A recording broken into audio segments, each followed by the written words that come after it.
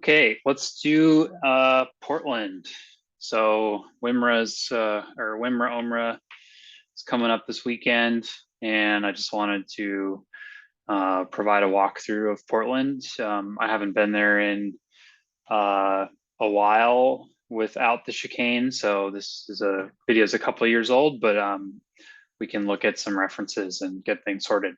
So right now we're in turn 9.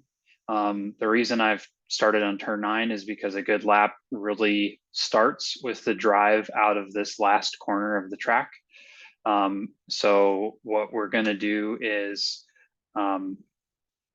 the entry is not super critical, but basically you want to get the bike slowed and pointed so that you can start driving out as quickly as possible. What a lot of folks will do is they'll wait too long to drive out and then compromise their top speed because they just waited too long to get on the gas. So as we come in here, what we're looking for is basically anything on this outside wall that gives us a reference for us to realize that we can get back on the throttle. So try not to over focus on staring at this curbing. What matters most is there's a couple like E's painted on the wall here, or if you can get your eyes up to look up at the bridge, that is critical for realizing you can get on the throttle and start taking away lean angle and building a drive. So here we see I'm actually a little late here. I'm building a drive.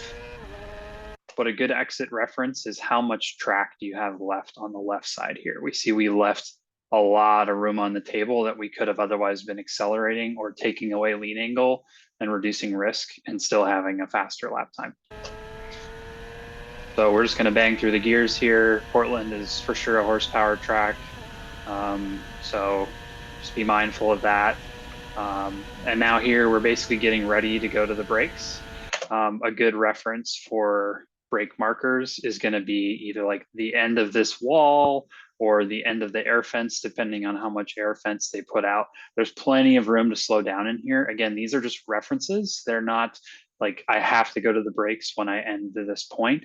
But at this point, you should be thinking about getting to the left and getting ready to get to the brakes, which means your brain just needs to be engaged and ahead of the bike. And for me, some good references are the end of this wall and the starting of the air fence. There's also brake markers way down here. I think those are way too late to be going to the brakes into this corner. I've also, I think you'd have a really hard time getting to those and still make the corner. So here in this case, we know like this rider, this was a few years ago, and Mallory wasn't great on the brakes at the time. And so I knew that if I just stayed left, hopefully I'd have enough room to pass back. And so you'll see that here, but there's a really good passing opportunity if you're on the inside here to just match the person braking in front of you such that you have the inside line on turn in. So here, this is an entry corner. So we're basically trying to carry the brakes to let off somewhere between after this first apex and 1. This is an area I struggle with a lot, so don't use my line here. And of course, we just passed another rider and we want to give them room. So it's not really a safe move to try to like cut their nose off here. So we'll run it a little bit wide. But really you're trying to get your knee over this curb and carrying the brakes into this corner. So get your eyes out. So here, again, once we've got through that corner and we've slowed the bike and pointed it, we're going to try to make this a straight line as much as possible. Some good references are, there's some like fencing over here, but really for me, I look at this curb and as soon as I've got the bike pointed, I can start standing it up and driving, and I'm trying to get out to this inside curb or this outside curb, and you'll see why in a second. So that wasn't a very good run. Again, all that was set up from 1 where we were wide. So it just kind of screwed up this whole section for us. But you can see that we've gone out and now with the bike as far to the left as possible, we can stand it up and really squeeze the brakes to get it pointed in for 2-3. And what's nice about this is if you've got this straight, you can effectively make a straight line between this apex and the inside apex of 3. Yeah, we were really wide there, so we want to be closer to the curbing a little bit earlier. And this whole sequence was kind of compromised by that pass we made earlier. But knowing that this rider has way more horsepower than us, um, we are trying to do everything we can to keep them behind us, because as soon as they get out front, they're going to walk away. So here, end of that curbing is a good reference of I can pick the bike up, and turn 3 is notoriously greasy and slippery on the outside. So as we're coming in here, we're gonna do some nice straight up and down braking there, get the bike turned, and we're not even gonna bother like trying to go out here and do anything crazy. Like it's gonna be really hard to pass if you're just on the inside here. So I would suggest really just staying within this first third of the track. Out here, it's greasy, there's goose poop. It's not a good time. So unless you're, going for the win, you got no other move to make, I would really suggest staying out of this, no man's land out here. And you'll notice there, I added a little too much throttle mid corner. So it kind of pushed us a little bit wide again. Be really patient. It's okay to go slow through this corner because again, there's really no pass maneuver to be made. The pass is basically going to be on the drive outside of this corner and then onto the brakes into the next corner. So if you're patient here, you can get a good drive out and mitigate that risk or the risk of a pass. A good exit reference here is the corner worker station. So as soon as you can kind of see that into view, you can kind of start just making a straight shot towards it. And if your eyes are out here and looking out here, the bike's going to go like in that direction, which is exactly what you want. So now we've got a pretty good drive going. We're standing up the bike. This, other than 9, this is the second most important vital spot of the track because it is the second longest straightaway. What we're going to do is basically make sure the bike is slowed and pointed before we get to this apex so that we can really drive off the corner. And so some good brake markers in here, you'll see that there's like some paint that comes out over like past the strips. I typically would go to the brakes for my particular bike on this particular day with the way these brakes felt. I feel like I could get to this brake marker and it would be perfect for me to get really on the brakes and slow the bike without braking too early or too late. Again, patient here, and we're trying to get the bike pointed here, get your eyes up. And now we know that when we start this drive, we're not going to have to give the throttle up until the very end of the back straight. So it's really important that you get the bike turned and pointed early here.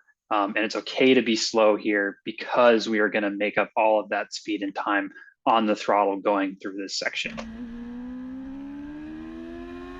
So again, hold the lean coming out of here, get the bike over as much as you can such that you don't have to add a ton more lean angle when you go through this kink up here on the left. It's effectively just trying to mitigate as much lean angle as possible so you're not scared to roll off the throttle through here. Grab a couple shifts. And so in the rain, which it might rain this weekend, I don't know. Portland's always hit or miss. I liked letting the bike kind of float out here and then get it pointed here and then really drive it through the back straight. That I just felt like I could let the thing drift out and point and then drive without adding a ton of lean angle and risk, especially in the wet. In the dry, I feel like there's plenty of grip here and you could just hold the lean and the throttle without having to use all this extra racetrack and make the track longer than it already is.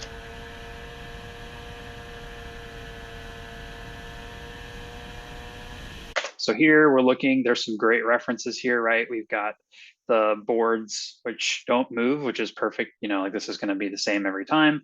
I was trying to get to the 400 cone on this particular day.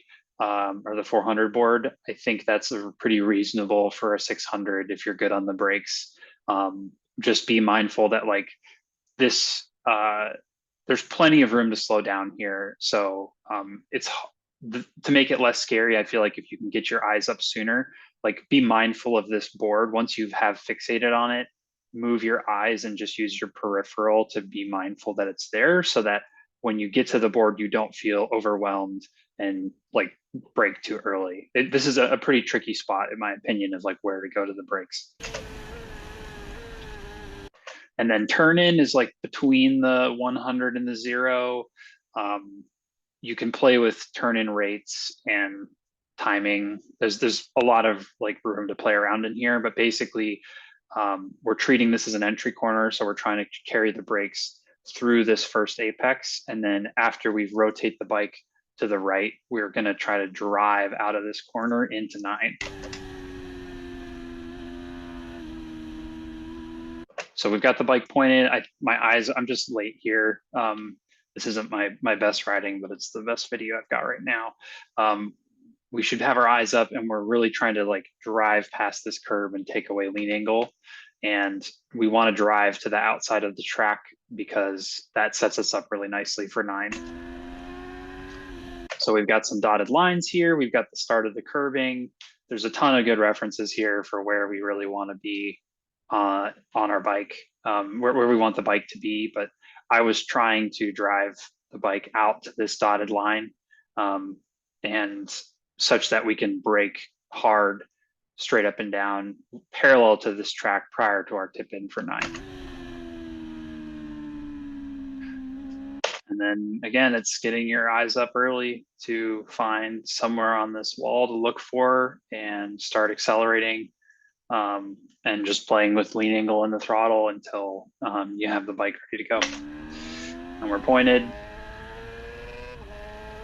Again, we didn't use all the racetrack. That should be a signal to you that you could have gotten on the gas earlier, or you could have turned in earlier and not run wide on the exit. Like maybe I'm apexing too late, 9. These are all sorts of things that you can look at with video and figure out how to improve your riding. But yeah, that's Portland. And then the whole thing starts over from the finish line. So yeah, thank you for watching, and good luck if you're racing, and I hope everything stays dry and you have fun. Cheers.